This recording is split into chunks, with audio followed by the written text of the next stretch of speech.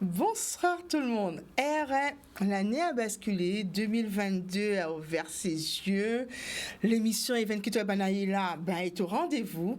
J'espère qu'on va passer des moments magnifiques, délicieux, fantastiques, toutes les qualificatifs positifs pour cette année.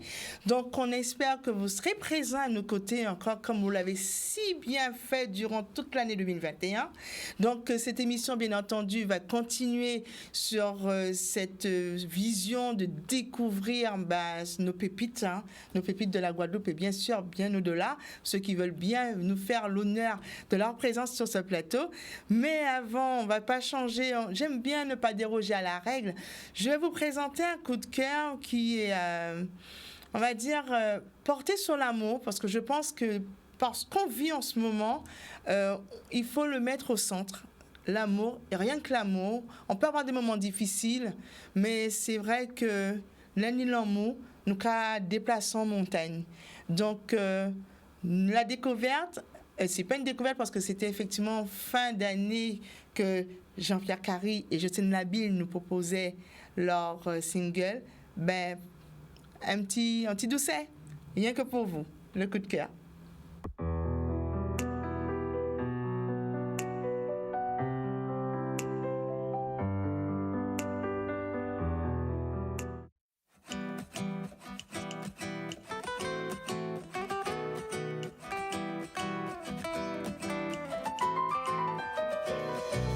Jamais un jour l'amour nous faiblit, c'est qui seulement à la Saint-Glinglin. Saint-Thomas qui Saint-Thomas, pas qu'à douter de sentiments mignons ou l'autre. Tout ça calendrier, témoin de janvier à décembre, yo qu'a fêté nous tous les jours. C'est un seul saint qu'arrive décoller qu'on nous l'ennuie. C'est Saint-Chet matin. Oui, c'est seulement les coques qui portent dans comment qu'arriver laisser. C'est à la Saint-Glinglin. Seulement, c'est à la Saint-Glinglin. Comment qu'arriver oublier. C'est à la Saint-Glinglin. Seulement, c'est à la Saint-Glinglin qu'on nous peut arriver séparés. Léo Saint-François et moi-même à Saint-Claude, c'est comme si nous aux antipodes. Des jours de l'an à la Saint-Sylvestre, tous les ans, l'amour nous pas qu'à mollir. Pas ni tchac, pas ni pièce problème entre nous. Nous vraiment en harmonie. C'est un seul saint qui a caractérisé l'amour nous. C'est Saint-Valentin. D'ailleurs c'est toujours tous les 36 mois que nous qu'arriver pas bien. C'est à la Saint-Glinglin. Seulement, c'est à la Saint-Glinglin. Comment qu'arriver oublier. C'est à la seulement, c'est à la Saint-Glinglin que nous peut arriver séparés.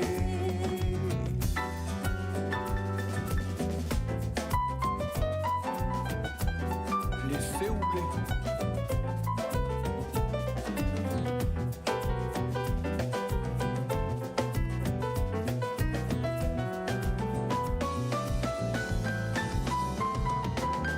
Si jamais un jour l'amour nous faiblit, c'est que seulement à la Saint-Glinglin. Saint-Thomas qui Saint-Thomas, pas qu'à douter de sentiments nous nions pour l'autre. Tout ce calendrier, témoin de janvier à décembre, yo qu'a fêté nous tous les jours. À la Saint-Glinglin, seulement, Sincèrement, Jean-Pierre Carré, Jocelyne Nabil, super Dieu, vous avez raison, très très beau Dieu. Bien que l'amour, l'amour, on ne peut pas dire autre chose que ça. Donc, c'est des artistes sur, effectivement, on va dire, oui, c'est une production de Jean-Pierre Carré, si je regarde bien. Ça, c'est Charlie. C'est le direct. Moi aussi, je t'aime, Charlie. Charlie et ses drôles de dames. Donc, on disait que c'est une production de Jean-Pierre Carré et bien entendu, auteur-compositeur Jean-Pierre Carré. Et le nom du titre, La Saint-Glinglin. Et on tient à remercier Cynthia Boudine parce que c'est elle qui m'a envoyé cette pépite pour vous faire écouter. Donc, très belle découverte. Et on continue, l'émission continue. Et pas sans inviter, l'invité du jour.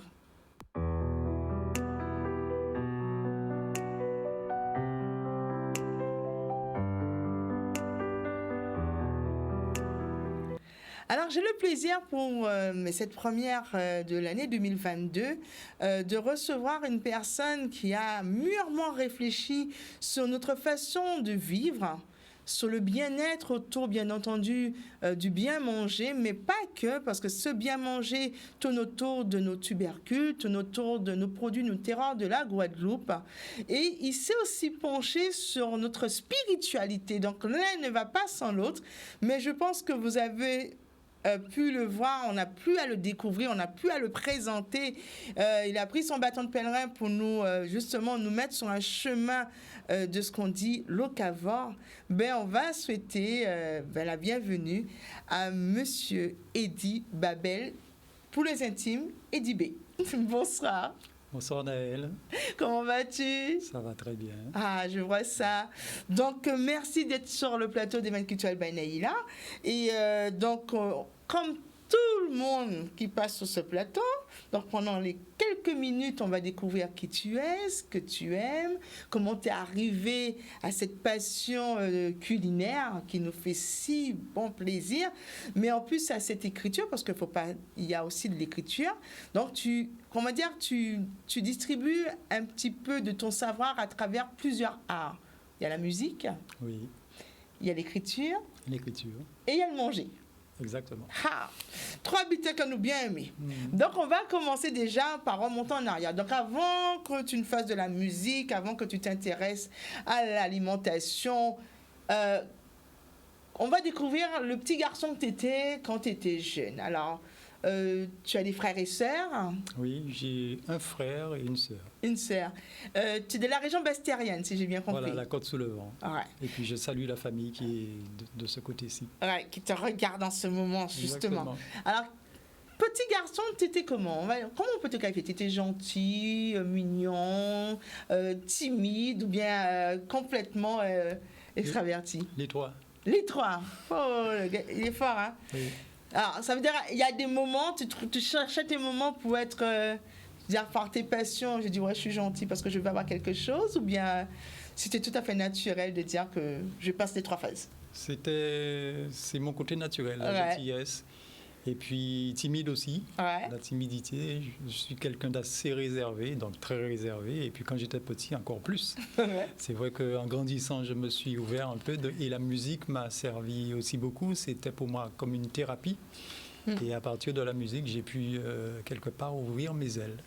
Alors, c'est vrai que tu fais une très belle transition. Donc, on va parler musique. Donc, je vous assure, quand vous allez savoir ce que monsieur fait en musique, sincèrement. Alors, à quel moment la musique est entrée dans ta vie? Je me demande est-ce qu'elle n'a pas toujours été dans ma vie. C'est ça, depuis oui. tout petit. Oui, tout à fait, depuis tout petit, parce que c'est vraiment très jeune que j'ai été attiré par la musique, parce que dans ma famille, justement, j'avais 2 oncles qui jouaient de la guitare, un qui jouait de la basse et un qui jouait de la guitare électrique. Et j'aimais prendre mon temps à les regarder jouer, et ça m'a aussi motivé, justement, de commencer à apprendre à gratter la guitare. Et puis, petit à petit, je suis entré dans le mouvement. Alors, on a commencé à te connaître vraiment en musique à partir de quelle année? L'année, je ne me souviens plus, mais le titre, oui, c'était un titre composé par M. Henri Depps et M. Germidier, sur les 150 années de l'abolition de l'esclavage, Anti-Songe Pouillot. Effectivement, je me rappelle très bien parce que je pense que c'est en 2015 ou un truc comme ça. Non, même plus haut. Ça remonte. Ça remonte plus haut, 95, parce que justement, tu as eu un prix élu meilleur interprète masculin. Oui. Alors, pour ceux qui ne savent pas, effectivement, pour les 150 ans, sur les paroles de Gernidier, donc avec un duo, tu étais en duo si je me rappelle bien. Avec Paolina. Ah. Et alors, en 91, on va dire que tu as intégré, quand on dit 91, tu as créé un groupe. Le groupe... avec ton frère. Avec mon frère, oui, tout à fait. Exactement. Et ce groupe-là faisait des lives. Oui, on faisait énormément de lives et on justement donnait la possibilité à des artistes de la Caraïbe d'interpréter leurs chansons en live. Donc, tu as eu aussi, on ne sait pas, monsieur, on va dire monsieur, on dit monsieur, Eddie, on va être sympa avec lui, on va pas le... Eddie, tu as vraiment composé des paroles pour les plus grands, on ne s'en rend pas compte. J'ai vu Labille, Jocelyne Labille qu'on vient d'entendre, mais aussi Pascal Lanclume. Oui. Qu'on ne présente plus. Tout à fait. Alors, donc, tu as toujours été attiré justement par l'écriture finalement. Oui, c'est-à-dire que quand j'ai commencé à rentrer dans le non de la musique, donc j'ai été aussi attiré par l'écriture. Et il faut dire qu'à cette époque, j'ai eu la chance de participer dans un groupe qui s'appelait Mélodie. Et dans ce groupe, justement, il y avait Jocelyne Labille, il y avait Pascal Lanclume, il y avait Tony Delumeau et bien d'autres artistes. Il y avait José Vildina. Donc il y avait une pléiade d'artistes déjà dans ce groupe, mais qui n'étaient pas encore nés artistes. C'est-à-dire que une fois que le groupe s'était éclaté, parce qu'à un moment on s'est tous séparés, chaque personne est partie de son côté et chaque personne a trouvé son chemin. Et justement, Jocelyne Labille a pris ses ailes parce que c'était à l'époque aussi elle qui chantait dans le groupe, c'était la leader du groupe au niveau du chant. Pascal Lanclume a fait aussi ses premiers pas et puis Tony Delumeau est devenu auteur-compositeur émérite qu'on ne plaisante plus non plus.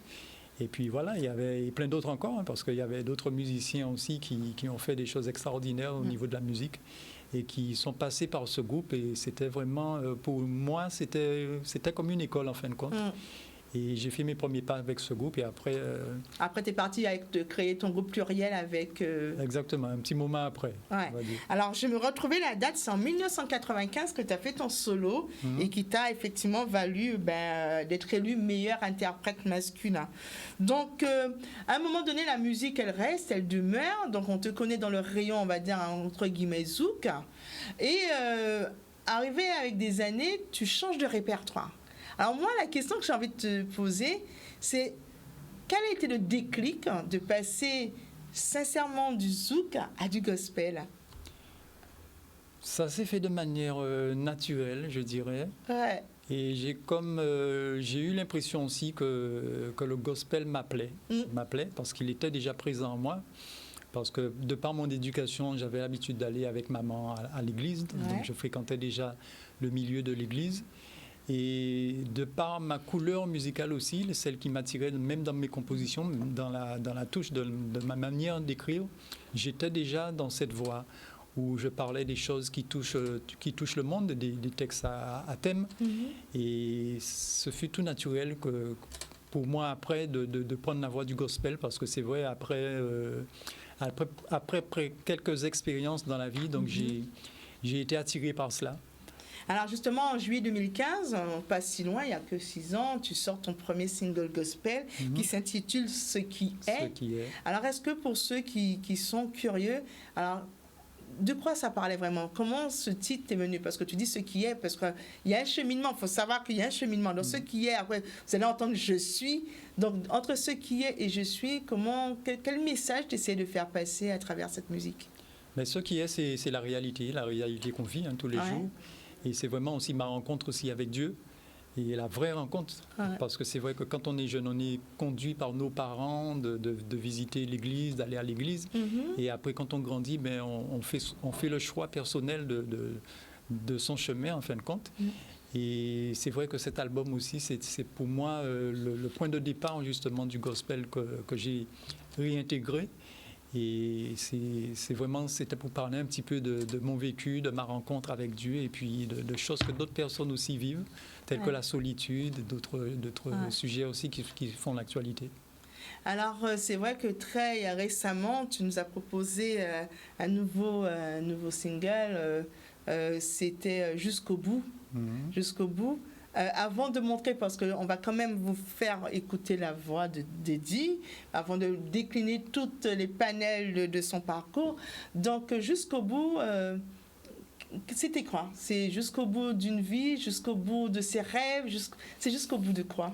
C'est jusqu'au bout de plein de choses. Parce que c'est vrai qu'en ce moment, on vit beaucoup de choses. Le monde est dans une phase de transition, de changement. Ouais. Et il faut tenir, en fin de compte, le titre, c'est tenir bon jusqu'au bout de tout ce qu'on vit actuellement, parce qu'il y a des choses qui sont bien, il y a des choses qui nous révèlent aussi une certaine vision de la vie. Il y a des choses aussi qui sont moins bien, qui sont difficiles pour certaines personnes. Il y a des périodes aussi qui sont difficiles. Et dans cette période justement difficile où on n'a pas vraiment de vision sur l'avenir, parce que tout change, tout revient, tout repart, ça bouge dans tous les sens. Donc il faut tenir bon, il faut tenir jusqu'au bout. Et il faut surtout s'accrocher quand on est chrétien, quand on est croyant, s'accrocher à Dieu et s'accrocher à la prière. Pour le plaisir de nos oreilles, on va écouter cette musique jusqu'au bout.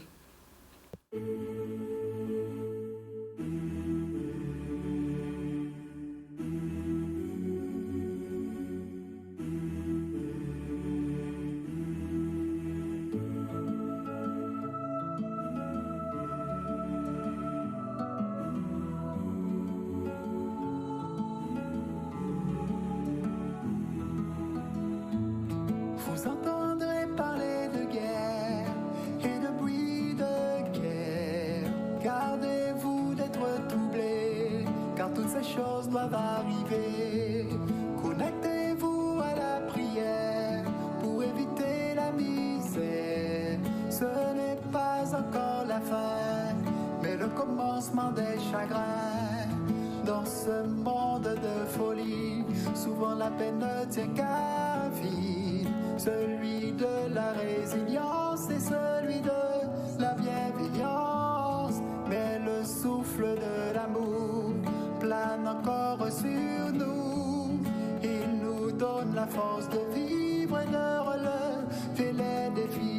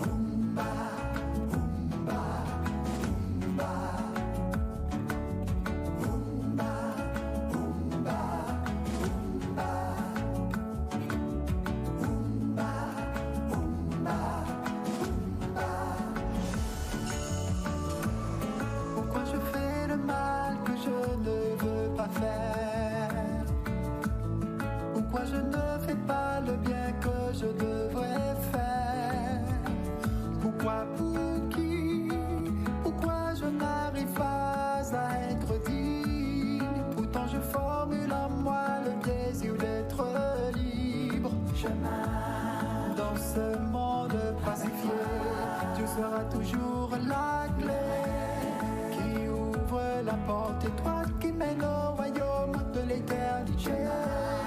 Dans la tempête comme à la guerre, il sera toujours notre lumière, celle qui brille dans nos cœurs et qui révèle notre douceur.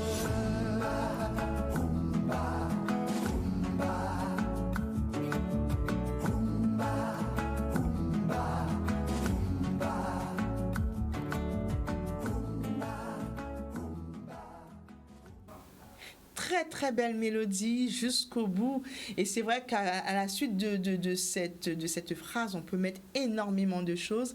C'est une musique qui rappelle, il y a quelqu'un qui le dit, qui rappelle l'air ressemble au tempo de Gilles Fleureau, Tu t'en vas. Oui. Effectivement, ça veut aussi sa spiritualité. Tout à fait. Et là, c'est pas qu'on s'en va, c'est que justement on vient avec ce qu'on a. et on redonne justement à ceux qui en ont besoin ce courage d'affronter la réalité. Exactement. Alors, c'est vraiment une très belle passage pour pouvoir dire que ce monsieur est aussi écrivain. Donc, dans ces projets, j'ai vu que dans les années 2000, tu as eu un projet intergénérationnel qui a vu le jour. Donc, tu as écrit un ouvrage en 2015 qui était un ouvrage ludique et éducatif pour les enfants, sur justement le développement durable. Tout à fait. Est-ce que tu peux nous en dire un petit peu plus? Donc, cet ouvrage s'intitule Écogénération. Donc, c'est vraiment un livre à la fois ludique et éducatif pour conduire nos jeunes vers tout ce qui touche à l'environnement, à l'écologie, au tri sélectif, à la nutrition, à l'activité physique. Donc tout ce qui touche en fin de compte au bien-être global de l'être. Et c'est vraiment un ouvrage qui est formateur. Donc on va retrouver des jeux, des exercices et aussi des chansons pour pouvoir les entraîner justement dans cette mouvance et pour s'approprier justement ce côté naturel et cette nature qu'on a autour de nous. Donc apprendre à la découvrir, apprendre à la respecter, apprendre à avoir peur aussi quelque part d'elle, parce que c'est vraiment quand on a peur de quelque chose qu'on arrive vraiment à la respecter. Mais c'est vraiment aussi d'apprendre à se l'approprier pour pouvoir évoluer avec elle, parce qu'on forme un tout avec la nature, avec notre environnement, et on ne peut pas les dissocier les deux. Il était important pour toi de justement faire cette éducation vers nos plus jeunes, commencer par là? Oui, quelque part oui, parce que c'est vrai que nos plus jeunes représentent l'avenir, hein. Ouais. Ils représentent l'avenir et ils représentent aussi notre soutien, parce que nous, on a encore la force, on a la forme, on s'occupe de nos parents. Mais si on ne donne pas à nos jeunes enfants les outils qu'il faut pour s'occuper de nous, qui c'est qui va le faire? Alors, on voit toujours, tu réédites toujours dans la même année, et cet ouvrage, je pense, a fait fureur, c'était le fruit à pain dans tous ses états. Là, on découvre un fruit que quand on est jeune, on va le dire, hein, nos patins aimaient manger, on nous le forçait, on nous le mettait dans toutes les sauces. J'ai connu ça aussi. Ah ouais, je me rappelle, hein, il était en soupe, il était bon, mais il était à gros sel. Il fallait qu'à passer. Ah ouais, ça avait du mal. Et justement, en 2015, comme tu dis, hein, tu te réappropries cette nature et ce fruit à pain, tu le fais rentrer justement comme produit du terroir dans nos plats. Alors, quel est cet amour que tu as du fruit à pain? Mais en fin de compte, moi, je n'aimais pas du tout le fruit à pain. Je ne mangeais pas du tout le fruit à pain. Ouais. Ma maman non plus. Donc, ce qui fait qu'elle n'en cuisinait pas beaucoup tout le temps. Donc, comme tu dis, quand elle le faisait en soupe aussi, ça passait déjà mieux. Okay. Et puis, par rapport à ma profession de cuisinier, donc j'ai découvert sur le site de la Glivelière la crème de fruits à pain, qu'on appelle aussi chaudron de fruits à pain. Et quand j'ai goûté cette crème, je me suis dit, il faut apprendre à manger fruits à pain. C'est trop bon. Ah, trop bon. Ah oui, c'est trop bon. Donc il fallait que j'apprenne à consommer ce fruit. Donc j'ai rééduqué mon palais. Et j'ai commencé à ajouter des petits morceaux de fruits à pain dans mon alimentation, petit à petit, jusqu'à ce que j'arrive à manger normalement une tranche de fruits à pain cuit en gros sel. Et j'ai fini par écrire un livre là-dessus. Un livre qui a combien de pages? Il y a 176 pages, tout à fait. Il y a une centaine de recettes dans ce livre. Donc on découvre le fruit à pain sur toutes ses sauces, depuis quand il est blé-blé, en passant par quand il est mature et jusqu'à ce qu'il devienne mûr, et en passant aussi par l'agrotransformation, par la farine de fruits à pain. Donc on va retrouver une pléiade de recettes et qui remet justement ce légume fruit au goût du jour, parce que souvent les gens disaient avant que ces fruits à pain, c'est manger à cochon. Et c'est vrai que maintenant, on n'entend plus ce type de langage. Non. Parce qu'on s'est rendu compte que même sur une terre chlordéconée, il n'y a pas plus bio que le fruit à pain. Alors, le fruit à pain, sans te couper, tout est mangeable dans le fruit à pain? Tout est bon. Tout est bon. De la feuille à la popote à... Tout est bon, on ne perd rien. C'est vraiment un arbre magique, parce que c'est vrai que c'est pour ça qu'on l'appelle aussi mamans enfants. Avec un seul fruit à pain, on peut nourrir une famille de 5 personnes et beaucoup plus. Hein. Vous faites cuire du fruit à pain le midi, vous en reste le soir, vous faites une purée. Donc c'est vrai que c'est un légume fruit qui dépanne. Et on voit bien que dans le nom, son appellation, on a fruit et on a pain. Et le pain, c'est la nourriture du malheureux, c'est la nourriture qui dépanne aussi. Vous n'avez rien à manger, vous allez trouver un morceau de pain, vous allez pouvoir tenir bon pendant quelques heures, pendant quelques temps. Mais je suis curieuse, le cœur du fruit à pain, quand on découpe le fruit à pain en comment on devrait faire un quartier, ce qu'on enlève, est-ce qu'il est aussi bon? Est-ce qu'on peut faire quelque chose avec? Alors moi je l'utilise quand je fais ma farine, parce que c'est vrai que quand je fais la farine, je ne perds rien, je ne jette rien, je garde tout dans le fruit à pain. Donc la peau, la chair et le cœur, comme ça j'obtiens une farine complète. D'accord. Et si je veux encore aller plus loin, je rajoute la feuille pour avoir une farine intégrale. Ah, voyez, hein, messieurs, dames, hein, rien ne se perd dans le fruit à pain. Donc c'est vraiment un produit miracle, en plus pas cher. Pas cher, disponible. Disponible. Le fruit à pain, il est présent toute l'année.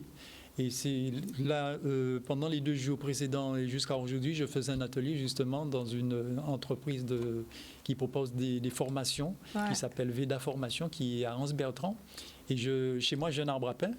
Le fruit n'était pas encore mature, donc je ne pouvais pas en prendre. J'appelle mon oncle à Trois-Rivières, il me dit qu'il en a. C'est magnifique. Oui. Donc d'une commune à l'autre, on peut retrouver du fruit à pain. S'il n'y a pas à Basse-Terre, par exemple, vous montez aux Abîmes, vous allez en trouver. Ce qui fait que le fruit à pain, il est présent toute l'année. Il y a un roulement qui se fait.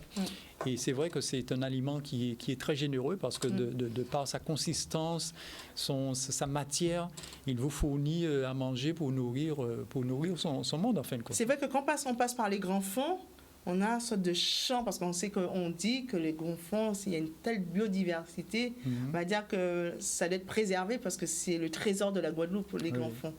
Alors, ce matin, tu m'as envoyé une petite vidéo justement, on en parle de ces jeunes en formation. Donc, on va vous donner un petit aperçu de ce qu'ils peuvent faire avec nos jeunes.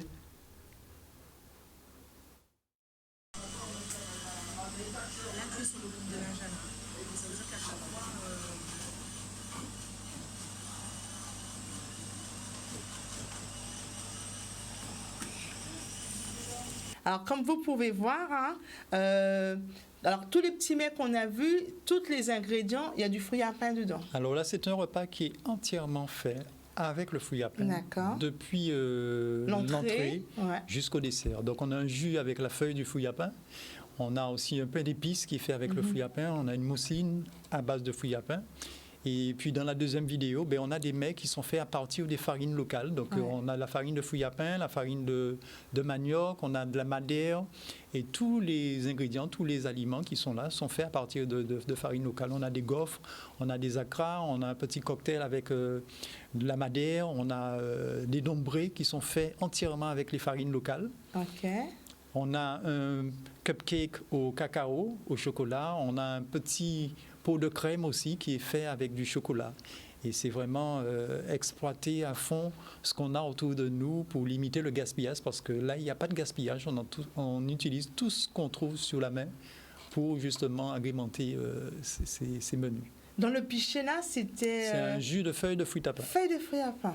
Ouais. Vous avez vu, mes chers téléspectateurs, comment c'est à vous mettre au fourneau, parce que Eddie est en train de nous mettre l'eau à la bouche, parce que vous allez voir si Jordan peut montrer ce que vous avez pu voir. Il est sur le plateau, hein, le petit cake au chocolat à base de farine de fruits à pain qui est sur le plateau. Et aussi, et bien entendu, vous avez aussi le gaufre gaufre salé, toujours avec la farine de fruits à pain. Farine de fruits à pain, farine de manioc. Et aussi le petit pot de crème. Petite pot de crème de fruits à pain au cacao. Hein? Au cacao. Donc, petit déjeuner du matin, vous avez vu, hein? Toujours. Alors, la question qu'on va poser à Eddie, c'est quoi être un locavore? Parce qu'on regarde, c'est vraiment ça. C'est-à-dire qu'avec le fruit à pain, avec les livres que tu écris autour du fruit à pain, autour des tubercules, c'est quoi être un locavore? Alors, si par exemple tu as un petit jardin à côté de ta maison et que tu consommes tes fruits, tes légumes, tes plantes, tu les utilises, tu es locavore. Quand tu vas aussi à ton marché de proximité dans ta commune et que tu achètes tes légumes aussi, tu es locavore. Okay. Et quand tu vas dans le supermarché et que tu achètes des pommes et des poires et des pêches, tu n'es plus locavore, tu es eurovore. Oh. Donc un locavore, c'est quelqu'un qui consomme des fruits et des légumes de son territoire, dans un rayon de 250 km. Uniquement, c'est-à-dire qu'on peut quand même manger ce qui vient d'extérieur, ou bien on ne mange uniquement ce qui est sur... Uniquement ce qui est produit sur le territoire. C'est vrai qu'on salue une jeune femme pendant la première vague de confinement. On parle bien de Florence Napri, qui avait justement fait en sorte que tous les agriculteurs, toutes les personnes puissent aller vers les produits du terroir et qu'on était même livrés. Par contre, on s'était vraiment organisé. Alors, dans cette valorisation des produits, quelle est ta vision justement? Parce qu'on parle de vision, c'est bien, il faut manger local, il faut regarder tout autour de soi. Mais c'est quoi ta vision pour Pays Guadeloupe, depuis le cheminement que tu as commencé à aujourd'hui? Oui, la première vision, c'est déjà de se dire qu'on est tous à la recherche de notre bien-être, de notre santé. Et si on veut justement aller vers cette direction, il faut consommer des produits locaux, parce qu'on a un regard précis sur ce qui est fait chez nous, qui est différent de ce qui est fait à l'extérieur. Quand vous allez sur le marché, quand vous achetez des légumes, vous pouvez interroger votre agriculteur, vous lui demander comment c'est fait, comment c'est planté, comment il observe sa plantation. Mais quand vous allez dans un rayon, dans une grande surface, il n'y a personne en face de vous pour vous expliquer les choses. Et puis, il y a la distance aussi. Ouais. Là, vous avez des fruits et des légumes de proximité qui ont été cueillis à maturité, qui ont une énergie qui est haute. Mais quand vous consommez des fruits qui viennent de l'extérieur, que vous ne savez pas depuis quand ça a été fait, quels sont les produits qui ont été utilisés pour pouvoir les conserver, vous vous posez beaucoup de questions et puis on se pose la question, mais on n'a même pas besoin d'aller très loin parce que quand on regarde le paysage, quand on regarde comment va la population, toutes les maladies cardiovasculaires qui se développent chez nous, donc il faudrait se poser la question sur notre alimentation. Moi j'ai fait l'expérience en prenant une pomme golden qui sort de l'extérieur et une banane que j'ai mis sur un plateau et que j'ai observé, je l'ai mis dans ma cuisine. Ouais. Pendant la première semaine, la banane, elle a été mangée par les ravets, elle s'est déshydratée, donc je l'ai mis à la poubelle. Et la pomme est restée toute seule sur le plateau. Deuxième semaine, elle est encore là, aucune ride, aucun insecte n'est venu la ronger. Troisième semaine, quatrième semaine, cinquième semaine, j'ai commencé à observer un petit trou qui se formait. Mais la pomme, elle est restée intacte. Au bout de 5 semaines sur un plateau, elle n'était même pas dans le réfrigérateur, mais elle était encore là. Donc ça vous prouve que même le ravet qui passait autour de lui n'a pas voulu de cette pomme. Alors est-ce que le ravet est plus intelligent que nous ou pas? Il faudrait peut-être se poser la question. Il faudrait se poser la bonne question. Voilà. Et c'est vrai que ce n'est pas la première fois. C'est vrai que même dans le frigo, on a déjà fait beaucoup d'expériences. Je pense que tout un chacun, quand vous allez faire vos courses, vous le voyez, quand on met ça dans le bac à légumes, des fois on oublie. Quand on revient, le produit est quasiment intact. Tout à fait. Donc, est-ce qu'il est difficile de devenir un locavore en Guadeloupe? Pas du tout. Notre seule difficulté, c'est les limites de l'agriculture. Parce que c'est vrai que quand on n'est pas encore dans cette démarche, dans une démarche d'autonomie alimentaire, on a du mal à pouvoir répondre aux besoins totaux de la population parce que l'agriculture n'est pas développée dans ce sens. Mais pour devenir un locavore, c'est-à-dire consommer les produits qu'on a chez nous, c'est pas quelque chose qui est difficile, il suffit de le décider, de le vouloir et puis de faire l'action. Souvent, j'entends dire que manger local, c'est cher, mais c'est une fausse idée. Parce que quand vous allez consommer local, vous allez manger moins et vous serez en meilleure santé. Donc forcément, vous allez dépenser moins d'argent aussi chez les médecins. Et moi, je prends souvent l'exemple entre le pain blanc et le pain complet. Quand si par exemple, vous faites un sandwich avec du pain blanc, vous allez être rassasié, il vous faudra un bon petit morceau de pain blanc, bien garni. Vous n'allez jamais faire la même chose avec le pain complet parce qu'il est beaucoup plus riche. Avec 2 tranches, ça vous suffira. C'est fini. On est vite calé. Voilà, exactement. Donc, il se passe la même chose avec nos produits aussi. Quand vous consommez local et quand c'est fait dans de bonnes conditions, vous êtes beaucoup plus rapidement rassasié. Forcément, vous allez manger moins. Alors, je continue, on parle, parce qu'on est autour de l'alimentation, on parle de l'alimentation de notre pays. Beaucoup en ce moment, on l'entend partout, de cette autonomie alimentaire. Est-ce une utopie où on peut justement y prétendre?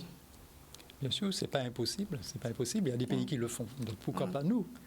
Pourquoi pas nous? Et je pense que l'autonomie est vraiment notre allié, parce que c'est vrai que nous sommes une île, nous sommes isolés, nous sommes à 8000 km de la France. Et quand on vit sur une île, la première chose auquel on devrait penser, c'est comment nourrir son peuple.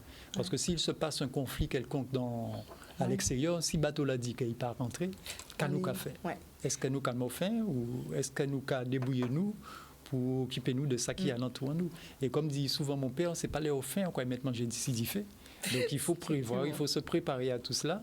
Et ça demande une démarche au niveau de l'agriculture, une démarche aussi politique et une démarche aussi citoyenne, parce que être autonome, c'est vraiment un acte citoyen aussi, parce que ce n'est pas que l'affaire des politiques, c'est aussi l'affaire de chaque individu pour se réapproprier ce qu'il a autour de lui et apprendre à les utiliser de manière intelligente pour déjà limiter le gaspillage, parce que des fois, quand on regarde au bord des routes, on voit beaucoup de mangues qui se perdent. On dit souvent qu'il n'y a pas qu'à gaspiller. Oui. Il y a beaucoup de produits, beaucoup de fruits qui se perdent dans la nature, alors qu'il y a des gens peut-être qui n'ont pas à manger, qui n'ont pas de quoi manger chez eux. Donc il y a ce côté-là aussi qui permettrait justement de pallier au gaspillage. Et surtout d'apprendre à connaître nos produits pour pouvoir les utiliser de manière intelligente, c'est-à-dire jusqu'au bout. Alors, effectivement, on a pu voir tes propos. Tu as écrit un livre Veille, et à travers ce livre, tu nous prépares, on va dire, faut qu'on nous prépare notre avenir. Donc, tu avais une vision, ton premier schéma, comment dire, le numéro 1 en tête de liste qui arrivait, c'était l'éducation de nos enfants.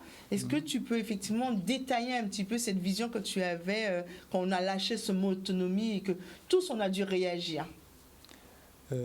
Par rapport à justement notre alimentation, par rapport à notre vie, par rapport à notre bien-être. Si je regarde bien, moi j'avais pris des notes, tu disais que je pars du principe que l'éducation est la base de tout. Et ainsi de suite, tu parlais d'éducation spirituelle, tu parles de l'amour. Ça veut dire que pour pouvoir se sentir bien, il faut être bien dans sa tête, dans un corps sain. Et toi, tu as une très belle vision, parce que si on regarde, pour ceux qui connaissent Eddie, dans tous ses écrits, tu fais une autobiographie, bien entendu, à partir d'un moment dans le livre « Je suis », mais dans le livre « Veille », tu nous interpelles. Tout à fait, tout à fait. C'est vrai que moi, la chose que j'ai pu observer aussi et que je dis souvent dans les conférences, dès le départ, c'est que quand un enfant il vient au monde, quand on le pose sur le ventre de sa maman, son premier réflexe, c'est d'aller vers le sein de celle-ci pour se nourrir. Et alors que cet enfant ne voit pas, il ne connaît rien, son esprit, c'est une page blanche sur laquelle on va écrire des choses par son éducation. Et pourtant, il a le réflexe inné d'aller se nourrir. Donc à ce moment, il nous envoie un message très fort pour nous démontrer, pour nous montrer, pour nous faire comprendre que notre alimentation est notre principale source d'énergie. Parce que si on arrête de manger, on meurt. Donc l'homme, en fin de compte, il a besoin que de deux choses pour vivre. La première, c'est la protection. Et ça, il va l'avoir par rapport à l'amour de ses parents quand il naît. Donc on va lui offrir un foyer, une maison, il sera protégé. Et il y a aussi la protection elle-même, la protection spirituelle. Et la deuxième chose, c'est son carburant. Tout comme une voiture qui a besoin de l'essence pour se déplacer, mais on a aussi besoin de carburant et on va le retrouver dans notre alimentation. Et aller vers l'autonomie, c'est, je dirais, par rapport à nous, ce qu'on est aujourd'hui sur notre territoire de la Guadeloupe et ce que l'on vit, c'est vraiment aller vers une rééducation de nos palais et une rééducation de la population. Et c'est vrai que dire qu'on va vers l'autonomie comme ça, du jour au lendemain, c'est impossible. C'est quelque chose qui va prendre du temps. Parce qu'on s'est attaché à certaines pensées, à un certain mode de vie qu'il faudra découdre, qu'il faudra défaire, qu'il faudra déconstruire et reconstruire justement le fait que nous avons des produits, une biodiversité qui est très riche. On a des produits auxquels on n'a rien à envier à ce qui vient de l'extérieur. Et il faut qu'on apprenne justement à les utiliser. Et c'est quelque chose qui peut prendre du temps. Ça doit passer par l'éducation dans les foyers, l'éducation à l'école, à la maison. Ça passe aussi par l'agriculture, parce que l'agriculture, c'est le point de départ de tout. C'est l'agriculteur, il est en première ligne. Et puis aussi, ça passe par la politique. Donc il faut que les décideurs aussi aient cette vision d'autonomie et se dire se disent que quand on vit dans un pays tel que la Guadeloupe, la première chose auquel on doit penser, c'est notre alimentation. Vous ne pouvez pas savoir qu'est-ce qu'un peuple est capable de faire quand il a faim. Alors imaginez un peu. Et se dit aussi, on joue bateau la dit qu'il n'est pas rentré, qu'à nous qu'a fait. Donc il faut pas attendre que ça arrive, il faut dès maintenant s'y approprier.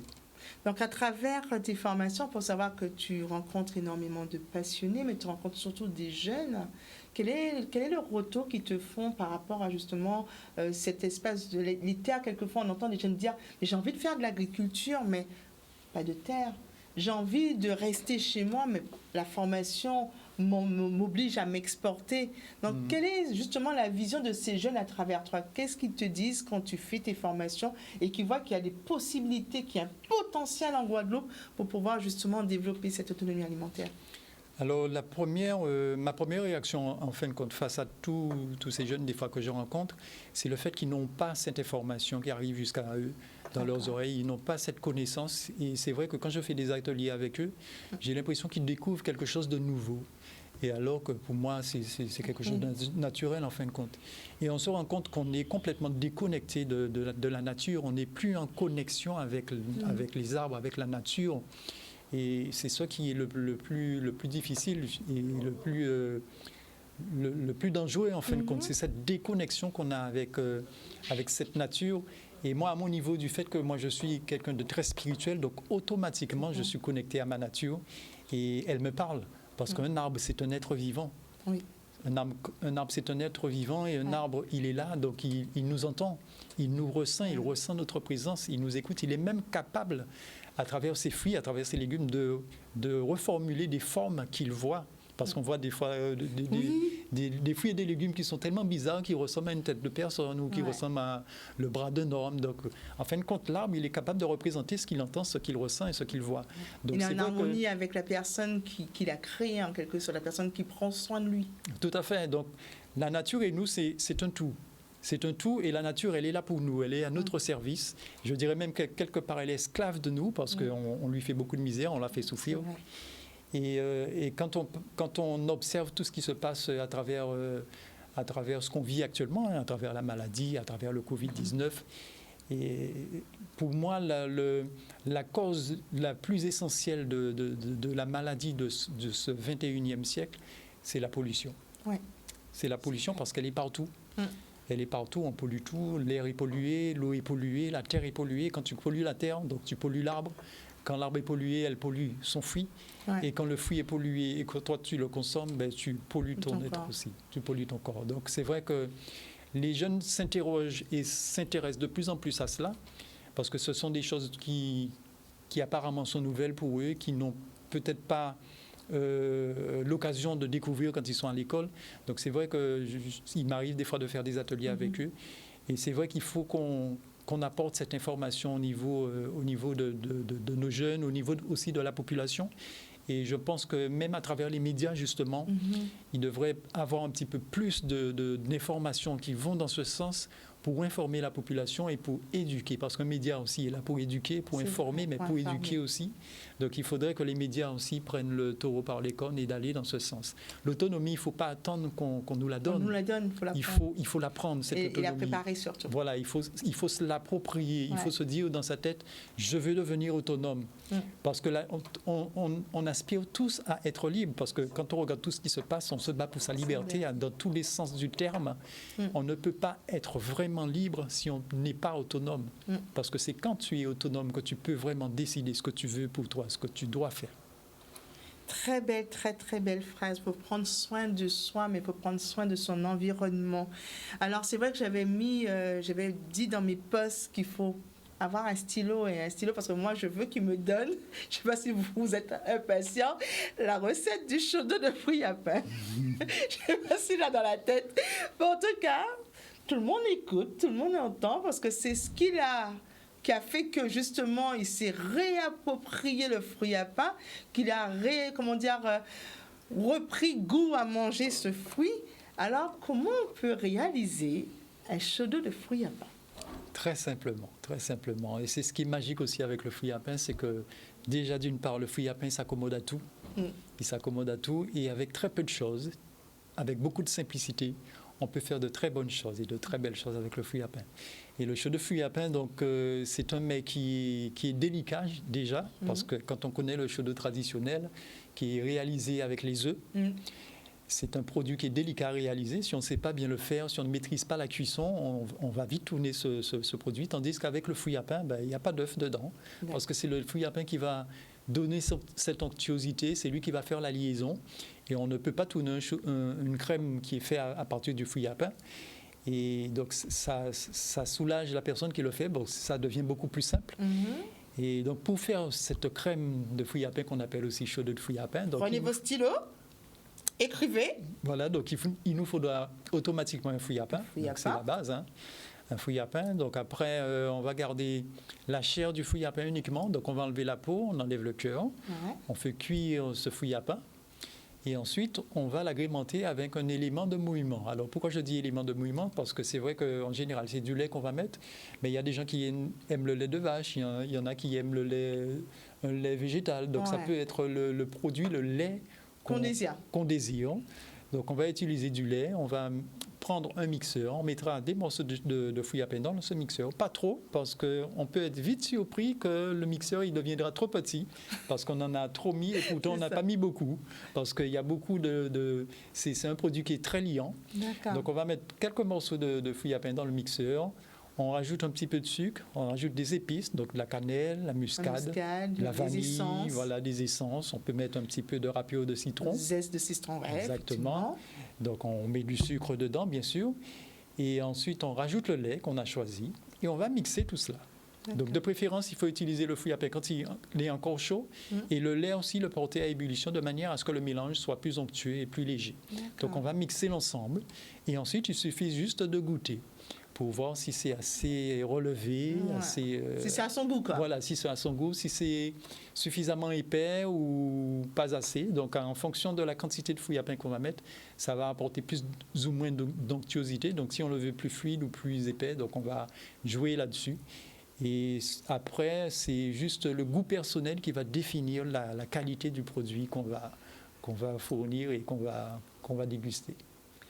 Vous avez eu la recette et moi aussi. Donc, là, on ici dans le fait chaud de fouille à pain. Donc, vous avez eu la recette du chaud de fouille à pain. On récapitule. Il vous faut un fouille à pain. Il vous faut le lait de votre choix. Il faut du sucre. Est-ce qu'on peut prendre du lait concentré sucré? Oui, mais c'est-à-dire que bon, c'est vrai que traditionnellement on le faisait beaucoup avec. On aime faire beaucoup, on aime utiliser ce lait. Moi, j'ai arrêté de l'utiliser. Pourquoi? Parce que j'avais fait une démonstration en Martinique et j'avais rencontré des Allemands. Et ils avaient effectivement goûté cette crème. Ils avaient trouvé ça très délicieux. Et ils m'ont demandé quel lait que j'utilisais pour le faire. Je leur ai dit que j'utilisais du lait en boîte, du lait concentré sucré. Et il m'avait été rapporté que chez eux, en Allemagne, ce lait est interdit. Pourquoi? Parce qu'il est cancérigène. Oh! Pas! Donc, depuis ce moment, j'utilise plus de lait en boîte concentré sucré. Je prends du lait en brique ou je prends un autre lait. C'est pas une polémique, mais l'Allemagne fait partie de l'Europe. Donc, bon, on ferme la parenthèse. Donc, on va prendre un lait de son choix. Ça peut être du lait de soja, lait de vache, lait végétal, comme le lait que vous voulez. Bien entendu, vos épices. Donc, vos aromates, cannelle, muscade, vanille, amande amère. Amande amère. Tout ce que vous voulez, dragée, citron lent, lait ail. Et puis, un mixeur. Donc, vous mettez votre mixeur devant vous. Tout est mis à ébullition. Donc, le lait chauffé, le fouille à pain cuit, bien cuit. Et tout ça chaud dans le mixeur. Et vous rajoutez tout, on mixe. On goûte. Si ça nous convient, si c'est pas assez épais, on rajoute du fouille à pain. Si c'est trop épais, on rajoute du lait. On fait son mixte et finalement, on dit à table. Oh, tellement content, ça me fait non, mais je te remercie parce que c'était un secret de Polichinelle pendant des années. Hein. C'est vrai ça. Il y a des gens, quand on leur dit on veut faire un chaudron, mais il faudrait que tu me montres. Mais ça a été un secret. Et en plus, il faut savoir que c'est hypoallergénique. Oui. Donc, ça veut dire que n'importe qui peut boire le chaudron de fouille à pain. Tout à fait. Contrairement au chaudron fait à base de lait, où on sait qu'il y a des allergies. Voilà. Et une petite précision, parce qu'il y a des gens aussi qui n'aiment pas le lait. Ouais. Alors, si vous voulez faire une crème de fruits à pain sans lait, c'est possible aussi. Ah. C'est possible. On va remplacer le lait par de la banane plantain qu'on va faire cuire au préalable. Une banane qui est plus ou moins bien mûre. Ouais. Et on va mélanger la banane plantain avec le fruit à pain. Au lieu de mettre du lait, on mettra de l'eau. Oui. Et on mettra des épices. On peut rajouter, par exemple, du bois d'Inde dedans pour relever encore plus le goût. Encore plus le goût. Et autre précision, alors moi je pars du principe que cette crème, elle est une base et qu'à partir de cette base, on peut aller beaucoup plus loin. D'où la crème au cacao que tu as en face de toi. Parce qu'on peut aussi parfumer avec du chocolat, on peut la parfumer avec du café. Ouais. On peut la parfumer avec des fruits, on peut la parfumer avec des légumes. Et c'est une crème qui peut se consommer non seulement chaud, mais aussi glacée. Ah là là là là là là, l'heure est en train de courir. On a tellement de choses à dire à Eddie parce que sincèrement, c'était un précieux cadeau. Donc, où est-ce qu'on peut trouver tes livres? Parce qu'il faut savoir, messieurs, dames, que les livres, ils sont en vente. Il faut vous réapproprier. Je vois que vous écrivez que je dois réhabituer mon palais aux fruits à pain. Tout à fait. Je suis à 100% d'accord avec vous. On doit se réapproprier ce fruit qui nous appartient.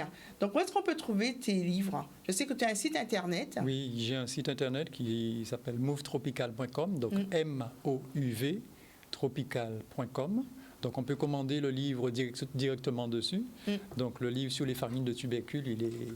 Tout à fait. Il y a aussi les farines de tubercules qui est aussi disponible, qui a aussi 120 recettes. Tout à fait, dont 40 à partir du fruit à pain. Ah là là là là là là. Donc c'est vrai que le fruit à pain, il nous offre des possibilités extraordinaires. On peut aller beaucoup plus loin avec les recettes. Et mes ouvrages aussi sont disponibles dans les librairies. Et puis pour le livre sur les farines de tubercules, on peut le retrouver aussi dans les boutiques bio et chez certains primeurs. Donc, c'est vrai qu'on arrive presque à la fin. Donc, mon exercice de style, après tous ces petits moments passés avec Eddie, c'est le moment de lui rendre hommage et de le remercier de sa venue. Donc, Eddie, je te dis merci pour ta venue. Merci pour cette transmission. Merci pour ton savoir. Sincèrement, je tiens à le dire, et je pense que tous les téléspectateurs et Facebook, tous ceux qui étaient sur les réseaux, qui ont suivi l'émission, effectivement, il a un visage angélique, je peux vous le confirmer, regardez. Non, mais franchement, nous t'es que belle, c'est sans confession, comme diraient nos parents. Non, sincèrement, tu fais un travail formidable, il faut qu'on te le dise, un travail sincèrement de transmission, comme tu aimes à dire dans ta vision, nos ancêtres ils ont été des esclaves, ils nous ont laissé des traditions, ils se sont battus pour qu'aujourd'hui on soit ce qu'on est aujourd'hui. Tout à fait. Le passé, on ne peut pas dire que ça appartient au passé, mais le passé nous permet de grandir. Mais justement, à nous maintenant de construire pour que nos enfants puissent avoir quelque chose à raconter à leurs enfants. Et à travers tout ce que tu nous as démontré, tout ce que tu nous as emmené, je vais déguster pour vous, je vais manger. Donc, à travers tous ces mets délicieux et ce savoir surtout, parce qu'il y a du savoir dedans, nous te disons merci. Merci à vous aussi. Merci. On arrive à la fin, alors merci à tous ceux qui ont suivi cette émission.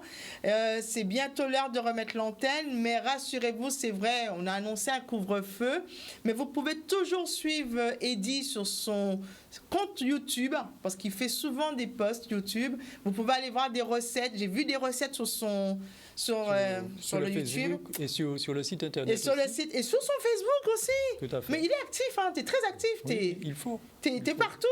Donc, je peux laisser un numéro de téléphone. Ah oui, un numéro important. Si on veut me contacter, donc c'est le 06 90 34 77 47. On le redit?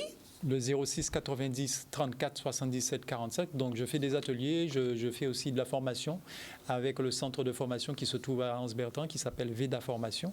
Donc, je peux laisser aussi leurs coordonnées si vous êtes intéressé par les formations. C'est le 06 90 58 07 09. Donc, je répète, le 06 90 58 07 09. C'est ce centre de formation qui est sur la Grande Terre et qui justement vous forme. Et des ateliers, je peux vous dire, c'est super intéressant. Ça vous apprend justement pas que le fruit à pain, il y a aussi les farines. Il y a énormément.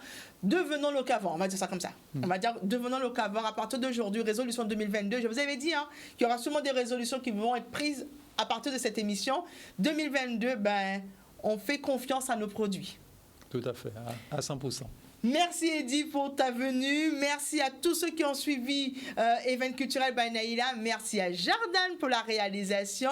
Et merci à tous ceux qui nous ont suivis. Il y aura tellement de noms. Je vois Georges Toussaint, Marc Missy Coco. Je vois effectivement Cathy de Saint-Mêlé. Je vois Véronique Zadig. Il y a énormément de monde qui ont suivi cette émission. Yvonne, ben, merci d'être avec nous. Et puis je vous dis à jeudi prochain. Restez connectés par la guide.